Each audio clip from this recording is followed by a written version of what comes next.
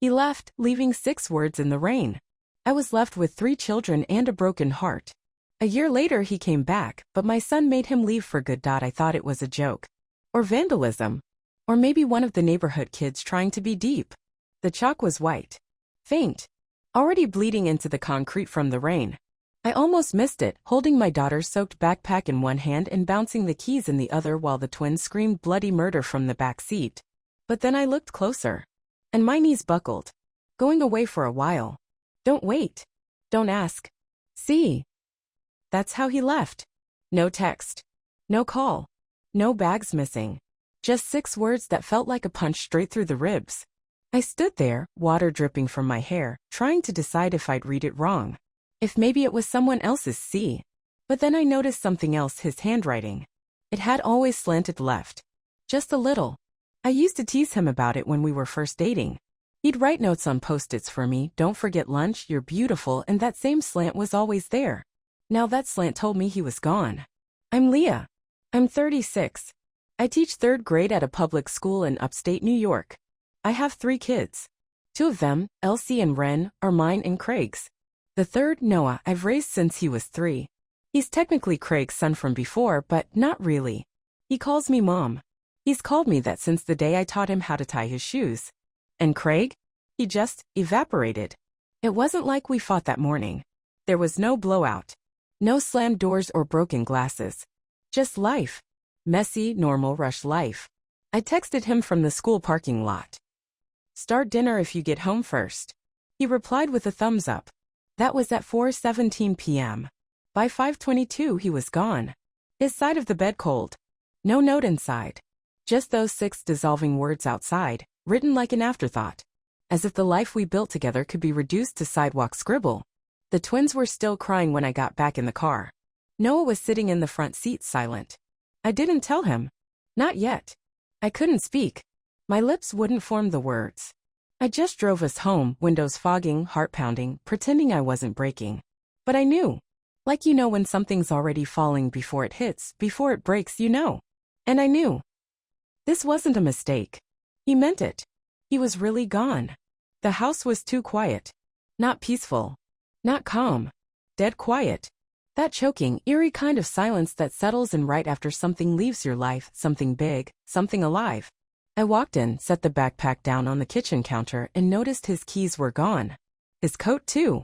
The green one I bought him last winter after he complained that everything he owned made him look like someone's dad. The irony made my throat burn. The kids buzzed around me like static. Noah took over.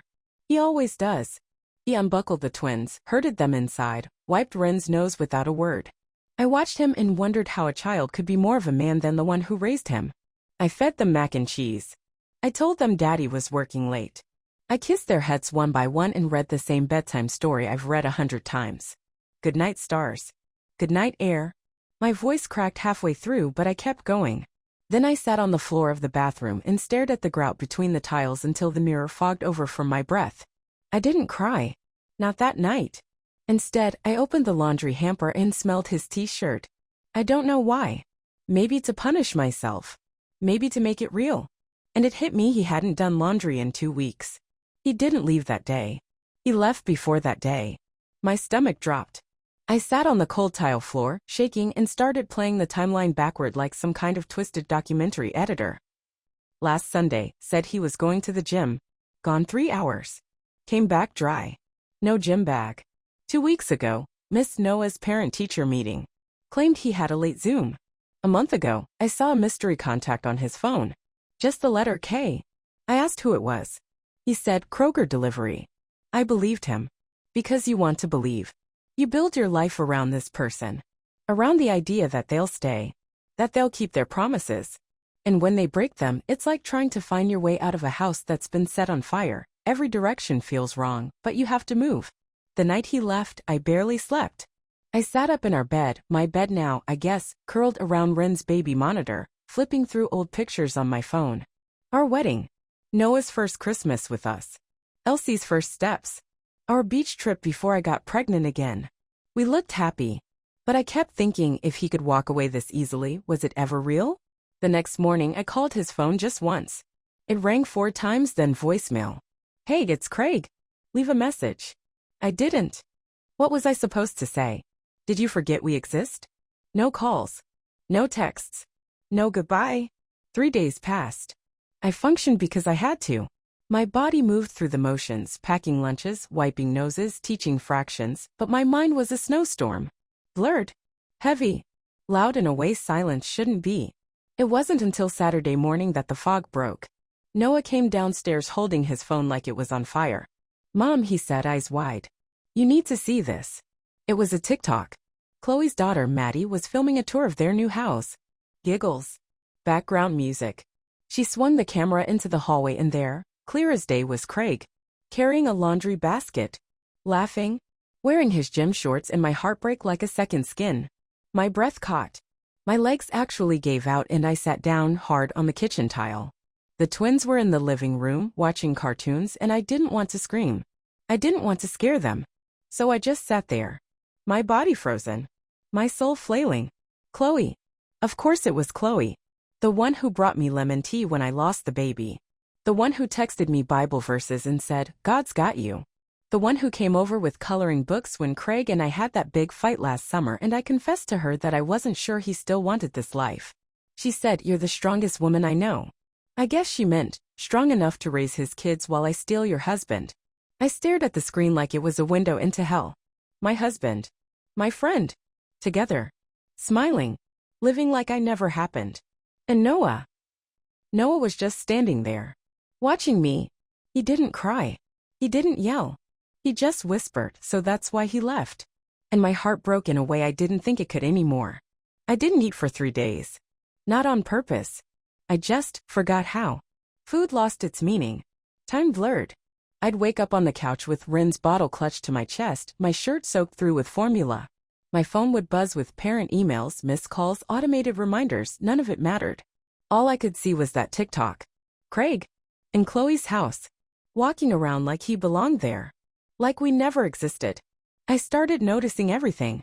The things I'd ignored before, the little red flags I folded neatly and tucked away in the name of trust. I went through our shared bank account like a detective with a personal vendetta. Target charges that weren't mine. Uber Eats from a neighborhood we'd never ordered from. One transaction for a baby store, dated 6 weeks before he left. That one almost made me vomit. I sat at the kitchen table, staring at the receipt with shaking hands, while Noah did his homework across from me. He kept glancing up, like he was waiting for me to fall apart. I didn't want to. Not in front of him. But I was unraveling. Fast. Did he plan this? Was he playing house with her while I was up at 3 a.m., breastfeeding and changing diapers and trying to keep our life from falling off the rails? I remember the exact moment the rage started. I found an old voicemail he left me a month before he left. Just 10 seconds. Hey babe. I'm at the store. Thought I'd grab that yogurt you like. Love you. That yogurt was still in our fridge. Untouched. Expired. He never gave a damn what I liked. Not really. He just knew how to mimic it. How to say the right things at the right time with just enough eye contact to make me forget that he hadn't touched me in weeks. God, I felt so stupid. I started going back through memories like I was trying to prove myself wrong. The miscarriage. The time he didn't come to the ER. Said he couldn't get off work. Chloe was the one who brought me home. The day Elsie came home crying from preschool because the other kids had dads who picked them up. Craig said, she's too sensitive. Chloe said, let her feel her feelings. Were they already planning it? Was every moment I trusted her just a rehearsal for the betrayal? One night, 5 days after the TikTok, I opened the closet and finally realized what was missing. Not just clothes. The box. The blue shoebox we kept under the bed with every birth certificate, insurance paper, legal doc, gone. It felt like the air left the room. I tore the place apart. I was sobbing on the floor with drawers ripped out and closets emptied. Noah came running in and stopped in the doorway. Are we getting robbed? He asked. I didn't know how to answer. In a way, yes.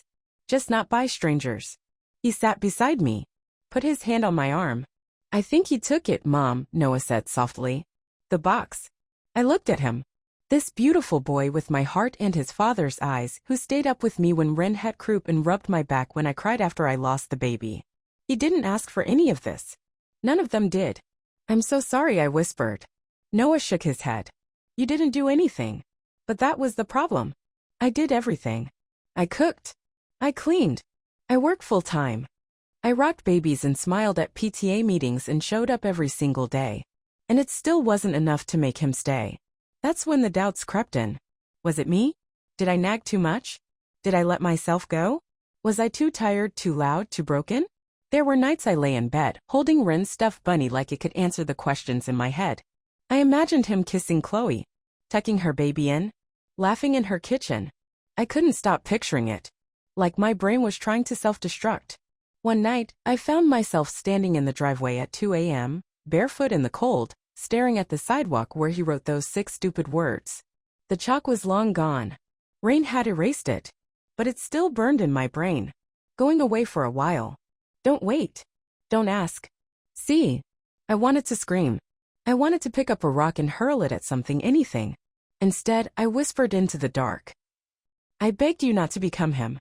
Craig once told me his dad walked out when he was 10, left a note on the counter and never came back. He swore he'd never do the same. I believed him. And now here I was, a ghost in my own life, haunted by promises that turned to smoke. The next morning, the letter came. No return address. Just my name in his handwriting. I stood at the mailbox holding it like it might explode. My fingers wouldn't tear it open. I went inside. Sat at the kitchen table. Noah was still asleep. The twins were watching cartoons. I opened the envelope. Inside was one page. An affidavit. Notarized. I, Craig Donovan, hereby relinquish all custodial and parental rights to the minors. Noah Jennings, Elsie Donovan, Ren Donovan. The paper slipped from my hand like it didn't want to stay with me either. No note. No explanation. Just signatures. He signed away his children like they were overdue library books. I couldn't move. The walls felt too close. The room too bright. My lungs forgot how to work. That's when Noah walked in sleepy-eyed, rubbing his cheek. He bent down, picked up the paper, read it. Then he looked at me. So does this mean I'm nobody's? Something inside me shattered.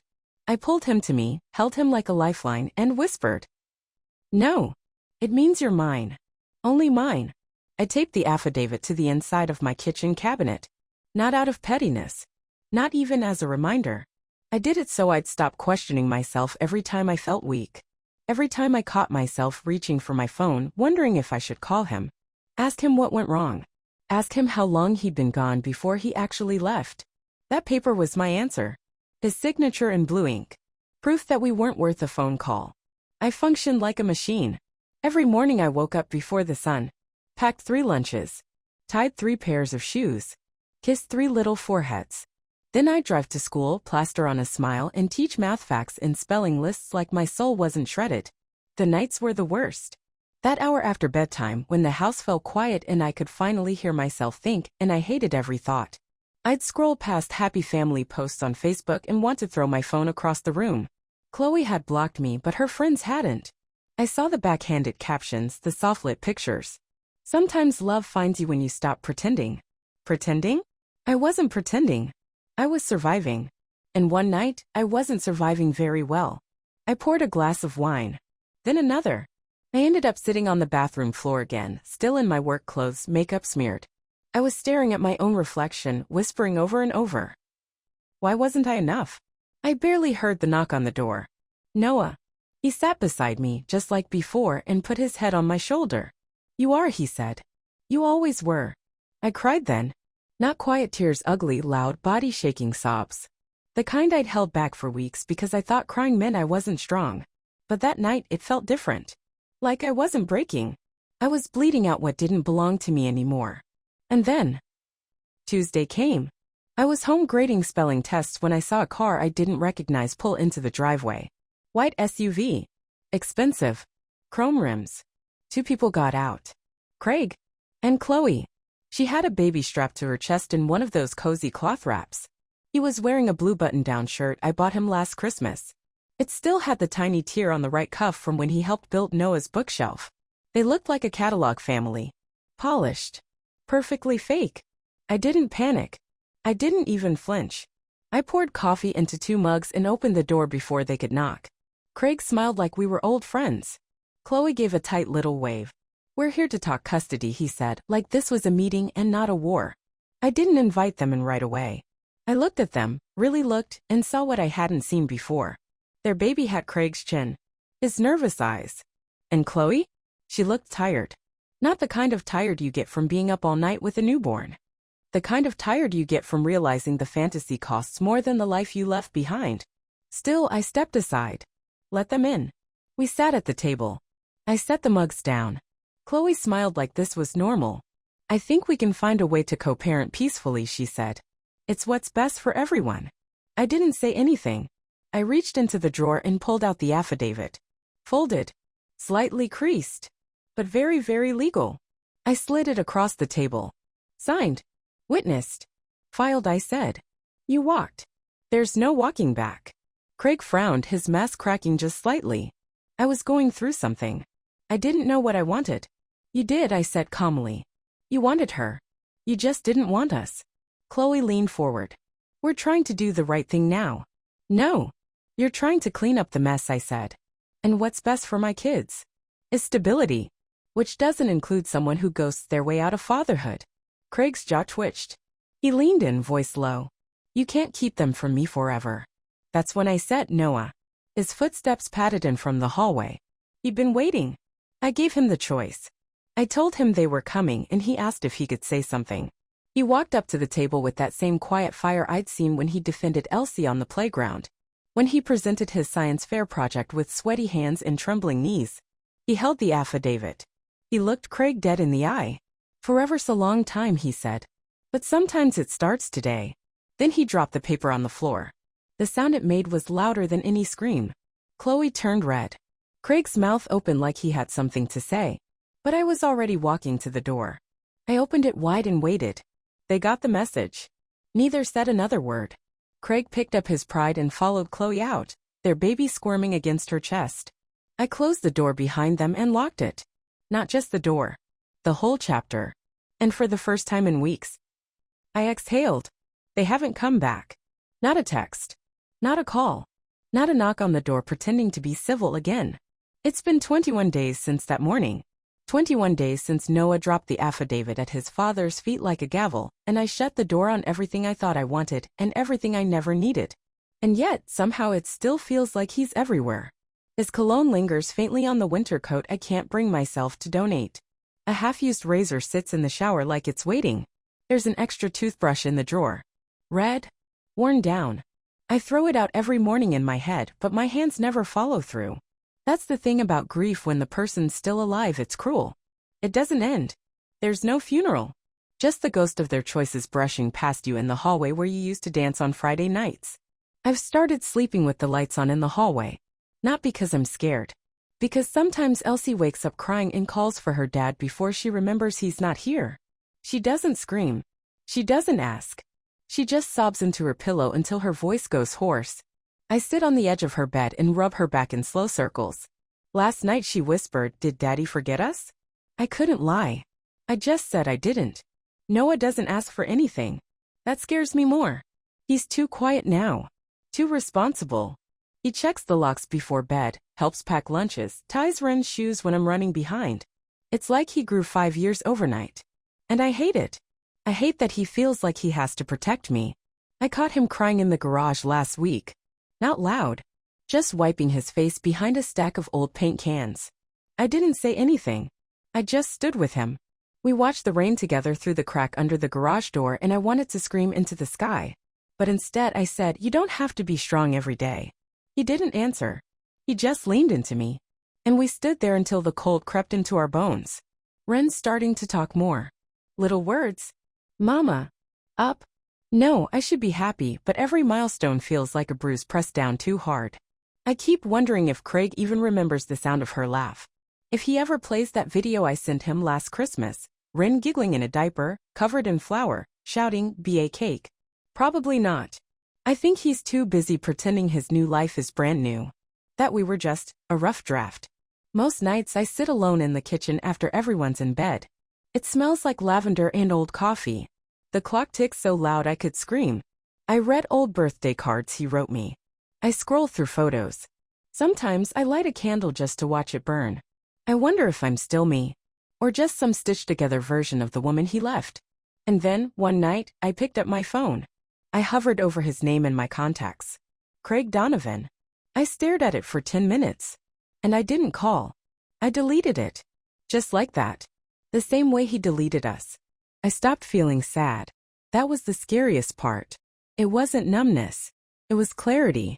Cold, sharp, furious clarity, like waking up in the middle of a house fire and realizing the smoke was his, but the matches were mine now. One afternoon, I walked into the hallway and saw Elsie painting a big sun on the wall with her fingers. Just smearing yellow acrylic everywhere. Humming under her breath. I almost told her to stop. Then I saw the look in her eyes. Like she was trying to create something happy in a place that had been so quiet for so long. So I helped her. We painted the whole damn wall, sunflowers, stick figures, messy hearts. Ren waddled in and smeared purple handprints at knee level. Noah came down, raised an eyebrow, and added a rocket ship in the corner. That hallway, it became ours. That same week, I found Craig's gym bag buried in the back of our closet. Inside, a photo of me holding newborn Ren, a crumpled list of baby names we never used, and a receipt for a necklace I never got. For a second I froze. And then something in me cracked. I grabbed that bag, walked it straight outside, and dumped it in the trash. I didn't hesitate. I didn't flinch. And when the sun set over it, I didn't feel grief. I felt power. That night I started making lists. Not of things I'd lost, but things I still had. 3 kids who still smiled in their sleep. A job I was good at. A body that kept showing up, even when it wanted to collapse. A heart that refused to quit. The next day, I enrolled Elsie in art therapy. I called my mother for the first time in months. I made Noah's favorite dinner, baked ziti with way too much cheese, and we danced in the kitchen while it cooked. We laughed. We actually laughed. I was pulling plates from the cupboard when Noah said quietly, "You're different." "Different how?" I asked. He shrugged. "Like you're not waiting anymore." I looked at him. At this brave, broken boy whose father left and whose voice was growing deeper and steadier by the day. And I said, "I'm not. I'm done waiting for someone who already let go." Craig tried to text me 2 days later. Just one message. I was thinking maybe I could take the kids for a weekend. Make things right. Make things right?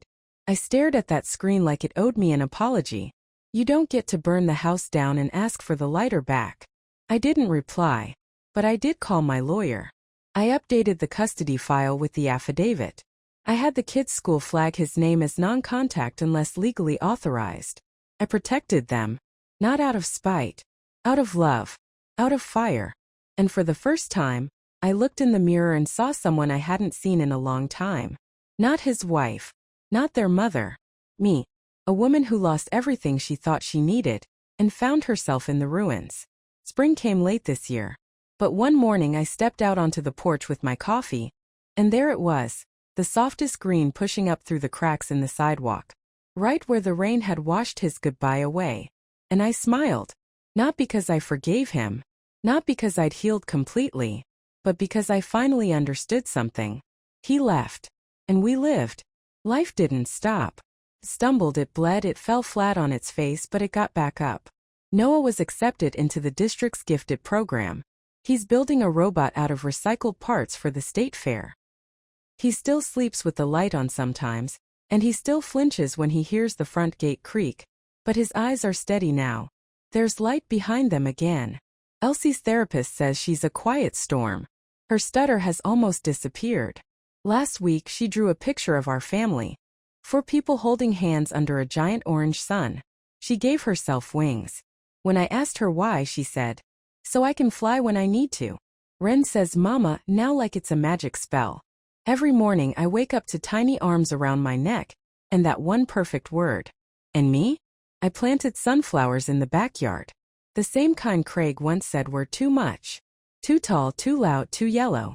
Turns out I like too much. I like how they reach for the sun even when no one's watching. I still work full-time. Still fall asleep grading spelling tests with a glass of wine half-drunk beside me.